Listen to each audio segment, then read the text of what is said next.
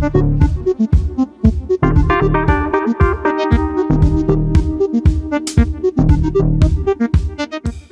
പ്രേക്ഷകർക്കും നമസ്കാരം. മീറ്റിംഗ് പോയിന്റിലേക്ക് ഏവർക്കും സ്വാഗതം. ഇന്ന് നമ്മോടൊപ്പം ചേരുന്നത് advocate Baiju Thittala. Thank U.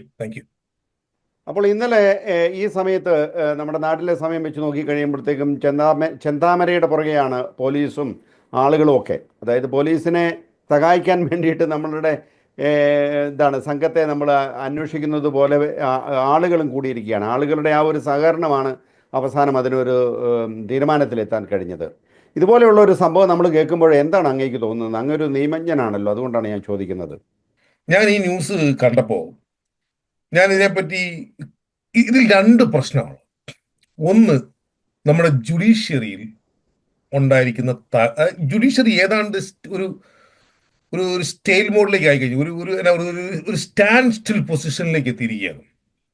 രണ്ട്, ഈ നമ്മുടെ പോലീസിങ് ഏതാണ്ട് കംപ്ലീറ്റ് ഡിറെയിൽഡായിരിക്കുകയാണ്.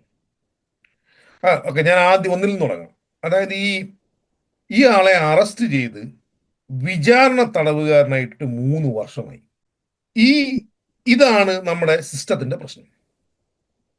3 വർഷമായി ഇയാൾ കുറ്റം ചെയ്തിട്ടുണ്ടോ ഇല്ലയോ എന്ന് തീരുമാനിക്കുന്നത് കോടതിയാണ്. അത് പോലീസല്ല, പൊളിറ്റീഷ്യൻസ് അല്ല, ഈ നമ്മുടെ ലോക്കൽ MLA MP അല്ല. അതൊരു ജുഡീഷ്യൽ പ്രോസസ്സാണ്. ആ ജുഡീഷ്യൽ പ്രോസസ്സിൽ അയാൾ ട്രയൽ ഫേസ് ചെയ്ത് അയാൾ കുറ്റക്കാരനാണ് എന്ന് കൺഫേം ചെയ്യാതെ ഇയാൾ കുറ്റക്കാരനാകുന്നില്ല. ഇതിൽ ഒന്നാം പ്രതി എന്ന് പറയുന്നത് നമ്മുടെ ജുഡീഷ്യറിയാണ്. കാരണം 5 വർഷം 2019 നടന്ന ഒരു കൊലപാതകത്തിന്റെ പേരിൽ 5 വർഷം അദ്ദേഹം ജയിലിൽ കഴിയുകയാണ്. അത് നമ്മുടെ നിയമത്തിന്റെ ഒരു ബലഹീനത. 5 വർഷം അത് 3 വർഷം 3 വർഷം അയാളെ പിടിച്ചകത്തിട്ടിരുന്നു വിചാരണ തടവുകാരനായി. ഓക്കെ, അപ്പോൾ അതും ഒരു കൊലപാതകമാണ്. അതും ഒരു കൊലപാതകത്തിന്റെ സസ്പെക്റ്റിലാണ്. ഇതുപോലെയുള്ള ഒരു കൊലപാതകത്തിന്റെ കേസ് ഉദാഹരണം ഞാനതിന്റെ ഒരു ഡബിൾസ് അഡ്വക്കേറ്റ് പ്ലേ ചെയ്യാം. ഈ കേസിൽ ഇയാൾ കുറ്റക്കാരനല്ല എങ്കിൽ ഇയാളോട് നമ്മുടെ ക്രിമിനൽ ജസ്റ്റിസ് സിസ്റ്റം ചെയ്യുന്ന എന്തൊരു അനീതിയാണ്. തീർച്ചയായിട്ടും കുറ്റക്കാരനായ ഒരാളെ കുറ്റക്കാരനാണോ അല്ലയോ എന്ന് തീരുമാനിക്കാൻ വേണ്ടി 3 വർഷം പിടിച്ചകത്തിടുക. ഇതല്ലേ ഡിലൈഡ് ജസ്റ്റിസ് എന്ന് പറയുന്നത്? തീർച്ചയായിട്ടും അതാണ്. ഇയാൾക്കെതിരെ കൃത്യമായി ട്രയൽ ഇൻ ടൈമിൽ ആ 3 വർഷത്തിനകത്ത് എങ്കിലും നടന്നിരുന്നെങ്കിൽ ഒരു കാരണവശാലും ഇത്തരം സംഭവം ഉണ്ടാവില്ല. അല്ല, അതുകൂടാതെ തന്നെ അയാള് ഒരു മാസമായിട്ട് അയാൾ ഇപ്പോൾ ഈ പരോളിൽ ഇറങ്ങുന്നു എന്ന് പറയുന്നു. അപ്പോൾ അങ്ങനെയുള്ള ഒരു സമയത്ത് ഇതുപോലെ സസ്പെക്റ്റഡ് ആയിട്ടുള്ളൊരു അതിന്റെ സെക്കൻഡ് പാർട്ടാണ്. രണ്ടാമത്തെ ഭാഗം എന്ന് പറയുന്നത് 3 വർഷം കഴിഞ്ഞപ്പോൾ ബെയിൽ ആപ്ലിക്കേഷൻ മൂവ് ചെയ്യുന്നു. ഇയാളുടെ ബെയിൽ ആപ്ലിക്കേഷനിൽ അങ്ങോട്ട് പോകരുന്ന എക്സ്ക്ലൂഷൻ ക്ലോസോട് കൂടി കോടതി ജാമ്യം കൊടുക്കുന്നു. അല്ല, തീർച്ചയായിട്ടും അത് എനിക്ക് തോന്നുന്നു അതൊരു അക്യൂസിനെ സംബന്ധിച്ചിടത്തോളം ഒരു റൈറ്റ് അയാളുടെ റൈറ്റ് ആണ്. ഇപ്പൊ ഞാനാണ് അദ്ദേഹത്തിന്റെ വക്കീലെങ്കിൽ ഞാൻ കോടതി ആർഗ്യൂ ചെയ്യാൻ പോകുന്നത് ഇങ്ങനെയായിരിക്കും. How long you will keep my Guy in detention. അത് തന്നെ. അപ്പൊ അത് എനിക്ക് തോന്നുന്നു അതൊരു ഭയങ്കര നമ്മളുടെ സിസ്റ്റം തന്നെ അതിനെക്കുറിച്ച് ചിന്തിക്കണം. കാരണം 3 വർഷം ഇതാരും പറഞ്ഞെങ്കിൽ ഇതിലെ യഥാർത്ഥ പ്രശ്നം അതാണ്. ആ പ്രശ്നം കൃത്യമായി നമ്മുടെ ആ ജുഡീഷ്യറി കൃത്യമായി ഇയാളെ ട്രൈ ചെയ്തിരുന്നെങ്കിൽ ഒരു കാരണവശാൽ ഈ അതിഗുരുതരമായ ഈ ആപത്തുണ്ടാവില്ലായിരുന്നു. അതിലെ ഒന്നാം പ്രതി ഞാൻ പറഞ്ഞ പോലെ നമ്മുടെ പ്രോസിക്യൂഷനും നമ്മുടെ ജുഡീഷ്യൽ സിസ്റ്റവും ആണ്. രണ്ടാമത്തെ ഭാഗം ഇയാൾക്ക് ജാമ്യം കിട്ടുന്നു. ആ ജാമ്യം കിട്ടുമ്പോൾ ഇതില് ഞാൻ ഇന്നത്തെ ചർച്ചകളിലാണ് പറയുന്നത് കേട്ടാണ്, SHO മാറി വരുന്നു. അവർക്ക് ഇതിന്റെ സീരിയസ്നെസ് അറിയില്ല. അതിന് കൗണ്ടർ ഉണ്ട് എങ്കിൽ തന്നെയും 3 വർഷം ഇപ്പൊ 5 വർഷമായി ഈ കേസ് കോടതിയിൽ ട്രൈ ചെയ്യാൻ വന്നിട്ടില്ല. അതിനിടയ്ക്ക് SHO റിട്ടയർ ചെയ്ത് ആള് കാണും. അതിനിടയ്ക്ക് അയാള് പ്രമോഷൻ കിട്ടിപ്പോയ ആള് കാണും, സസ്പെൻഷനായ ആള് കാണും. ഈ 5 വർഷവും ഈ ആളെ തന്നെ ഇവിടെ വെച്ചോണ്ടിരിക്കണം എന്ന് പറയുന്നത് തന്നെ എത്രയോ തെറ്റാണ്. അതിന്റെ ഒരു നിയമപരമായ സൈഡ്. രണ്ടാമത്തെ പ്രശ്നം, നാട്ടുകാർ മൊത്തമായി കംപ്ലൈന്റ് കൊടുക്കുകയാണ്, ദേ ഇന്ന ഇവൻ പ്രശ്നക്കാരനാണ്, അല്ല ഇവരെ അങ്ങോട്ട് വിട്ടേക്കരുത്. അതുകൂടാതെ തന്നെ ഈ മരിച്ചുപോയ സജിതയുടെ രണ്ട് മക്കള്, അവരും ഭർത്താവും ഒന്നിച്ച് മക്കളുടെ അച്ഛനും കൂടെ സ്ഥിരമായിട്ട് പോലീസ് സ്റ്റേഷൻ കയറി ഇറങ്ങുന്നുണ്ടായിരുന്നു കംപ്ലൈന്റ് കൊടുക്കാൻ വേണ്ടിയിട്ട്. അപ്പോൾ അതാണ് പറഞ്ഞത്. ആ കുട്ടി തന്നെ ഇന്നലെ കരഞ്ഞുകൊണ്ട് പറയുന്നത് കണ്ടു കഴിയുമ്പം നമ്മളൊരു ഭാരതീയർ എന്ന നിലയ്ക്ക് നമുക്ക് തന്നെ വേദന തോന്നും നമ്മളുടെ അല്ല, സിസ്റ്റത്തോട്. ഇത് എങ്ങോട്ടല്ല, ഇതിൽ എങ്ങോട്ടാണ് സിസ്റ്റം പോകുന്നുള്ള എന്റെ ചോദ്യം. ആ, അതായത് അതായത് പോലീസ് സ്റ്റേഷനിൽ തൻ്റെ അമ്മയെ കൊന്ന ശേഷം അതേ കുറ്റക്കാരൻ അദ്ദേഹത്തെ വിധിച്ചിട്ടില്ല എങ്കിൽ തന്നെ കുറ്റക്കാരൻ എന്ന് നമ്മൾ ഇവിടെ പ്രസ്യൂം ചെയ്യുകയാണ്. അദ്ദേഹം അങ്ങനെ അച്ഛനെ പറ്റില്ലല്ലോ, അങ്ങനെ പറ്റില്ല, പറ്റത്തില്ല. ഞാൻ തയ്യാറില്ല. ഓക്കെ. അതായത് നമ്മളുടെ ഇപ്പോഴത്തെ പ്രശ്നം, ഈ ആൾ ബെയിലിലാണ് and waiting for the trial, ഇദ്ദേഹം പ്രശ്നക്കാരനാണ് എന്ന് കൃത്യമായി ആ നാട്ടുകാർ മുഴുവൻ പോയി പറയാം പോലീസിനോട്. അല്ല, അത് പറഞ്ഞു എന്റെ കഴിഞ്ഞപ്പോൾ എന്റെ ഓരോ എന്റെ പോലീസുകാരനും എന്റെ പറഞ്ഞു. ഏറ്റവും വലിയ പ്രശ്നം ഇതിനകത്ത് ഏറ്റവും വലിയ നിയമപരമായ പ്രശ്നം, എന്തുകൊണ്ട് ഈ പോലീസുകാരൻ പ്രോസിക്യൂഷനുമായി പെട്ടെന്ന് കമ്മ്യൂണിക്കേറ്റ് ചെയ്യുകയും ഇദ്ദേഹത്തിന്റെ ബെയിൽ വിത്ഹെൽഡ് ചെയ്യാനും അല്ലെ ഇവരെ തിരിച്ച് കസ്റ്റഡിയിൽ എടുക്കാനും ഇവര് പ്രോസിക്യൂഷൻ മൂവ് ചെയ്തില്ല? അല്ല, അതിന് ആ കുട്ടികൾ തന്നെ പറയുന്നുണ്ട്. കാരണം ഓരോ 2 വർഷം കൂടുമ്പോൾ ആ പോലീസ് സ്റ്റേഷനിൽ ഇരിക്കുന്നവർ, ആ പോലീസിൻ്റെ ഉദ്യോഗസ്ഥർ അവിടുന്ന് മാറിപ്പോകുന്നു. അവർക്ക് ഇത് അവിടെ ചെന്ന് കഴിയുമ്പം ആ കുട്ടികൾ തന്നെ പറയുന്നുണ്ട്, നിങ്ങൾ എന്താ കണ്ടത്, നിങ്ങളെ എന്നതാ കാണിച്ചത്, ഇതുപോലെയുള്ള ചോദ്യങ്ങളാണ് പോലീസ് സ്റ്റേഷനിൽ നിന്നുണ്ടായിക്കൊണ്ടിരുന്നത്. ഇത് ഞാൻ പറഞ്ഞു വരുന്നത് അങ്ങോട്ട് തന്നെയാണ്. ഈ പോലീസുകാരൻ ചെയ്യേണ്ട പണി അയാൾ ചെയ്തില്ല. ഇത് ഒരു പോലീസ് സ്റ്റേഷനിൽ മാത്രം നടക്കുന്ന കാര്യമെന്ന് ഞാൻ വിശ്വസിക്കുന്നില്ല. ഇത്രയും ഹീനമായ ഞാൻ ഇവരെ കൊല്ലും, ഇദ്ദേഹം കൊലവിളിയും നടത്തിക്കൊണ്ട് അതിലൊക്കെ നടക്കുകയാണ്. ആ കൊലവിളി നടത്തി നാട്ടുകാർ ഒന്നടങ്കം കൊണ്ട് പരാതി കൊടുക്കുന്നു. എന്നിട്ട് പോലും പോലീസോ പ്രോസിക്യൂഷനോ ഇയാളുടെ ബെയില് വേരി ചെയ്യാനോ ബെയില് റദ്ദാക്കാനോ ആപ്ലിക്കേഷൻ മൂവ് ചെയ്തില്ല. ഇതിനൊന്നും ആരും ചോദിക്കാൻ അമ്മനും ആശാനും ഇല്ലാത്തൊരു കഥയായി മാറുകയാണ്. അതിന് വേറെ അവിടുത്തെ ഒരു MLA ഒരു ഏതോ ഒരു ചർച്ച ചെയ്തത്, സത്യം പറഞ്ഞാൽ TV ഓഫീസിൽ വന്നു. അദ്ദേഹം പറയുകയാണ്, പോലീസുകാർ വേറെ നല്ല പല കാര്യങ്ങളും ചെയ്യുന്നില്ലേ? എന്റെ പൊന്നു ചേട്ടാ, എത്ര നല്ല പണികളുണ്ട് ചേട്ടാ നാട്ടില്. ഇതാണോ നിങ്ങൾ പറയുന്നത്? പോലീസിന്റെ ഗുരുതരമായ വീഴ്ചയെ പറ്റി പറയുമ്പോൾ പോലീസ് പണ്ടൊത്തിരി നല്ല കാര്യങ്ങൾ ചെയ്തിട്ടുണ്ട്. എന്റെ പൊന്നു ചേട്ടാ, ഞങ്ങൾക്കൊക്കെ അറിയാതെ. അത് ഒരിക്കലും അത് ശരിയായില്ല. അതിൽ നിന്നും ആ സ്റ്റാൻഡേർഡ് തകർന്നു പോയി, പോലീസിൽ ജനങ്ങൾക്ക് വിശ്വാസമില്ലാതെയായി മാറി എന്നാണ് ജനങ്ങൾ നിങ്ങളോട് പറയുന്നത്. അപ്പൊ MLA വന്നിരുന്ന് പറയാണ് പോലീസ് പണ്ട് നല്ല ഒത്തിരി കാര്യങ്ങൾ ചെയ്തിട്ടുണ്ടെന്നാണ്. അല്ല, ഓരോ വ്യക്തിക്കും ഓരോ സ്വത്തിനും പ്രത്യേക പരിചരണം കൊടുക്കേണ്ട ഒരു സിസ്റ്റമാണ് നമ്മുടെ പോലീസ് സിസ്റ്റം. അത് കൊടുത്തില്ല എങ്കിൽ 3 ജീവനുകളാണ് ഇവിടെ നഷ്ടപ്പെട്ടത്. ഒരു ഇത് മാത്രമൊന്നുമല്ല, ആ PV വിദ്യയുടെ തന്നെ ആ സ്ത്രീയെ അറസ്റ്റ് ചെയ്യാനായിട്ട് എത്ര സമയമെടുത്തു. പോലീസ് നമ്മൾ എങ്ങനെയാണ് ഈ കേരളത്തിലെ ആളുകൾക്ക് സമാധാനത്തോടെ ജീവിക്കാൻ പറ്റുന്നത്? അതായത് ആ കുട്ടികൾ പോയി പെറ്റീഷൻ കൊടുക്കുന്നു, നാട്ടുകാർ മൊത്തം പോയി പരാതി കൊടുക്കുന്നു, ഈവൻ അതിൽ മാസ് പെറ്റീഷനാണ് കൊടുക്കുന്നത്. അതായത് എന്നിട്ട് പറയുകയാണ് ഈ 2 പേര് മരിച്ചു കഴിഞ്ഞപ്പോൾ MLA വന്നിരുന്ന് പറയാണ് നമ്മൾ വിട്ടുവീഴ്ചയില്ലാത്ത നടപടി ഉണ്ടാവും. എവിടെയായിരുന്നു പോലീസിന്റെ ഇന്റലിജൻസ്? എന്റെ പൊന്നു സാറേ, ആഭ്യന്തര വകുപ്പ് കൈകാര്യം ചെയ്യുന്നത് ഈ MLA-യുടെ തന്നെ പാർട്ടിയാണെന്ന് എന്റെ വിശ്വാസം. ഇത് പാർട്ടിക്കാരെന്ന് എനിക്ക് അറിയത്തില്ല കേട്ടോ. പുള്ളിയുടെ സംസാരത്തിന് പുള്ളി മൊത്തം ഒരു ന്യായീകരണ മാറുന്നത്. ഇതെന്ന് പറഞ്ഞു കഴിഞ്ഞാൽ നമ്മളുടെ ആഭ്യന്തരമന്ത്രി എന്ന് പറയുന്നത് അതൊരു പ്രത്യേക ഒരു മന്ത്രി, നമുക്കൊരു മന്ത്രി ഉണ്ടായിരിക്കേണ്ടതാണ്, ആഭ്യന്തരമന്ത്രി. ഇതെല്ലാം മുഖ്യമന്ത്രിയാണ് കൈകാര്യം ചെയ്യുന്നത്. ഇത് പണ്ടേ ഇവിടെ പറഞ്ഞ കാര്യങ്ങളാണ്. ഒത്തിരി വകുപ്പുകൾ ഇട്ടിട്ട് നമ്മൾ കൈകാര്യം ചെയ്തിട്ട് അത് നമുക്ക് എത്താൻ പറ്റാത്ത ചില കാര്യങ്ങളുണ്ട്. അതിനകത്ത് പൊളിറ്റിക്കൽ സെക്രട്ടറി ഒക്കെ ഉണ്ട്. അതൊക്കെ ഉണ്ടെന്ന് പറഞ്ഞിട്ട് കാര്യമില്ല. ഇവിടെ നടക്കുന്ന കാര്യങ്ങളൊന്നും തന്നെ വേണ്ട വിധത്തിലാണെന്ന് പറയുന്നില്ല. ഇപ്പോൾ ഇന്ന് തന്നെ ഒരു 11ാം വാർഡിലെ ജനങ്ങൾ മുഴുവൻ ഒരു മാസ് പെറ്റീഷൻ കൊണ്ടുപോകും. എന്ത് നടപടിയാണ് ഇതിലെടുത്തത്? ഇയാളെ ഈ അവിടെ ഇരിക്കുന്ന പോലീസ് ഓഫീസേഴ്സിനെ എസ്പെഷ്യലി SHO സസ്പെൻഡ് ചെയ്യുന്ന അയാളെ ശരിക്കും പറഞ്ഞാൽ FIR ചാർജ് അയാളെ ക്രിമിനലായി പ്രോസിക്യൂട്ട് ചെയ്യണമെന്ന് വിശ്വസിക്കുന്ന ഒരു രാഷ്ട്രീയ വിദ്യാർത്ഥിയാണ് ഞാൻ.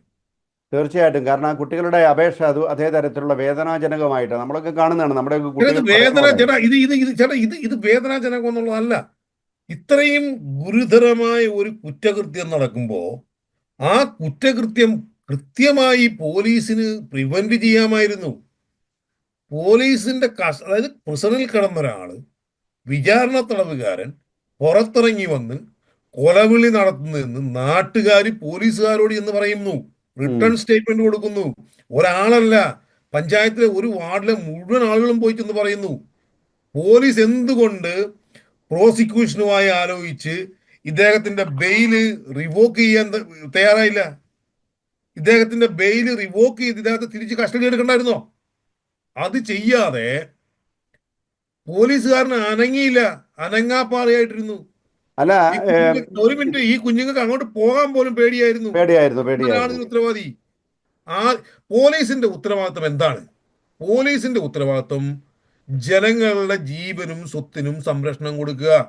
അതിനാ ഞാനും നിങ്ങളുമൊക്കെ പണിയെടുക്കുന്ന കാശ് കൊണ്ട്, നാട്ടിൽ അടയ്ക്കുന്ന പൈസയെ കൊണ്ട് മിച്ചം കിട്ടുന്ന ടാക്സും, നാട്ടിൽ കൂലിപ്പണിക്കാരൻ പോയി പഞ്ചാരയും കാപ്പിപ്പിടി മേടിക്കുമ്പോൾ കിട്ടുന്ന ടാക്സും മേടിച്ച് ഇവർക്കൊക്കെ ശമ്പളം കൊടുക്കുന്നത്.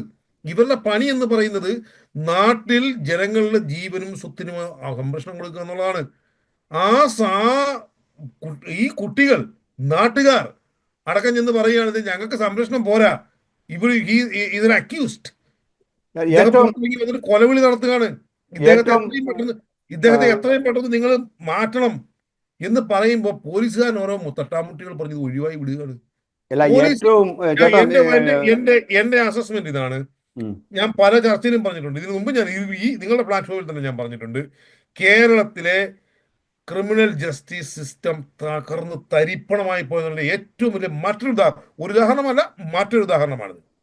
ഇത് ഇതിനെ നമുക്കിപ്പോൾ അത്യാവശ്യമായിട്ട് ചെയ്യേണ്ടത് ഈ കുട്ടികളുടെ കാര്യം ഗവൺമെൻറ് ഏറ്റെടുക്കുക. തീർച്ചയായിട്ടും ഈ രണ്ട് കുട്ടികളും അവർ അനാഥരായിരിക്കുകയാണ്. ഈ അവസ്ഥയിൽ ഗവൺമെൻറ് ഇതിന് പ്രധാനപ്പെട്ട എന്തെങ്കിലും പദ്ധതികൾ കൊണ്ടുവന്ന് ഗവൺമെൻറ് തന്നെ ഈ കുട്ടികളെ ഏറ്റെടുക്കുകയാണ് ചെയ്യേണ്ടത്.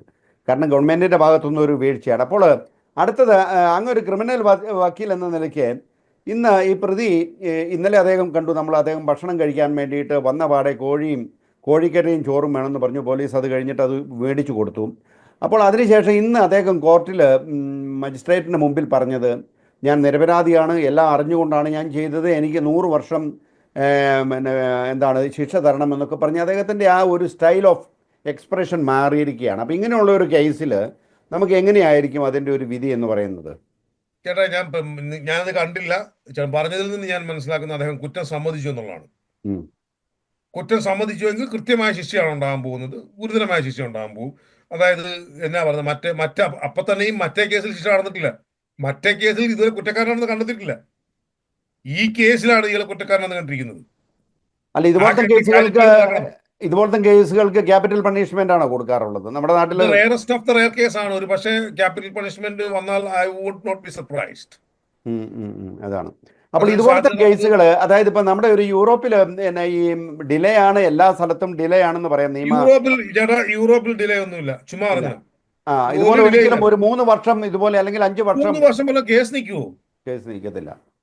അത് ഇത്രയും വല്ല മറ്റ് കേസുകളൊക്കെ ചിലപ്പോൾ ഒരു പക്ഷേ നിൽക്കുമായിരിക്കും. വല്ല ലെസ് സീരിയസ് ആയ ഒഫൻസുകളൊക്കെ ചിലപ്പോൾ നമ്മൾ തന്നെ ചിലപ്പം പറയാണ്ട് കക്ഷിക്ക് നാട്ടിൽ പോകണം, അല്ലെ കക്ഷി ഇന്ത്യയിലാണ്, അത് ചിലപ്പോൾ സാങ്കേതിക പ്രശ്നമായിട്ട് അദ്ദേഹം നിൽക്കുകയാണ്, നമുക്ക് ഇതിന്റെ ട്രയൽ മാറ്റി വെക്കാം, ഒരു 5-6 മാസത്തേക്ക് മാറ്റി വെക്കാം എന്ന് പറഞ്ഞാൽ അങ്ങനെയൊക്കെ നമ്മൾ ഞാൻ തന്നെ ആപ്ലിക്കേഷൻ വെച്ചിട്ടുണ്ട്. അങ്ങനെയൊക്കെ കുറേ സമ്മതിച്ചിട്ടുണ്ട്. ട്രീറ്റ്മെന്റിന് പോയ ആളാണ്.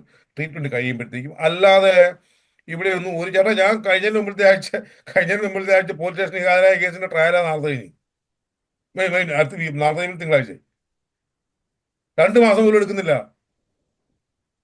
അപ്പോ ഇതിൽ രണ്ടാമത്തെ കാര്യം, കസ്റ്റഡിയിൽ ഈ ആളെ 3 വർഷം പാർപ്പിച്ച് തന്നെ നമ്മുടെ ക്രിമിനൽ ജസ്റ്റിസിന്റെ പരാജയമാണ്.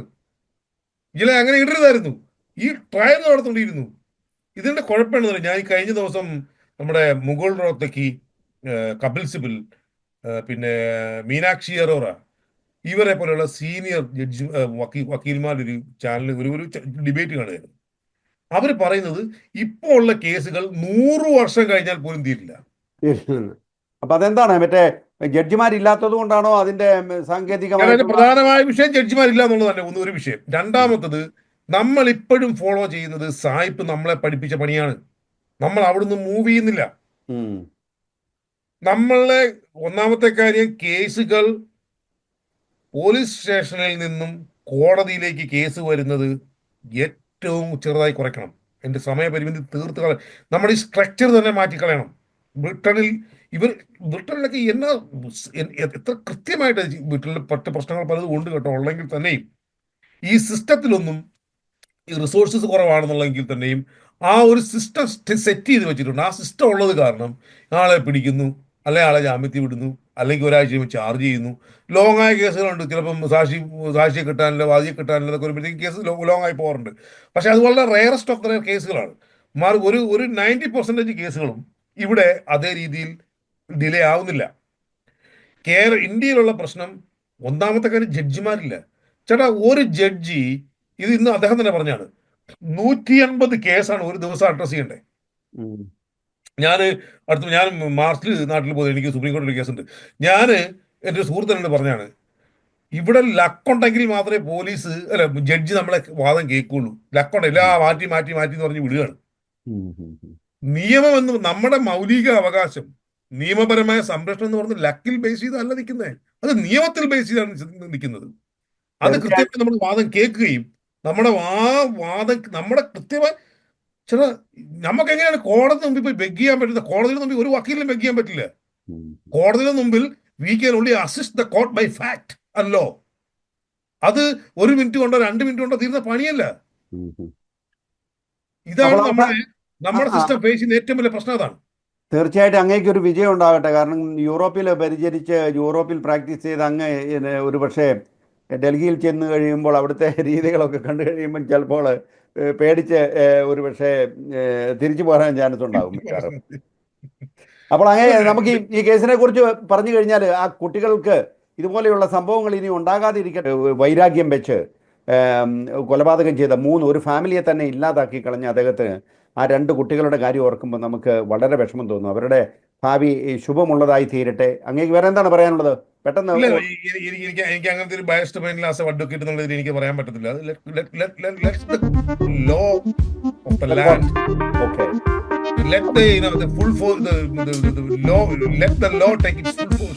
അത് തന്നെ, തീർച്ചയായിട്ടും അത് നടക്കട്ടെ. നിങ്ങൾക്ക് എല്ലാവർക്കും നന്ദി, നമസ്കാരം.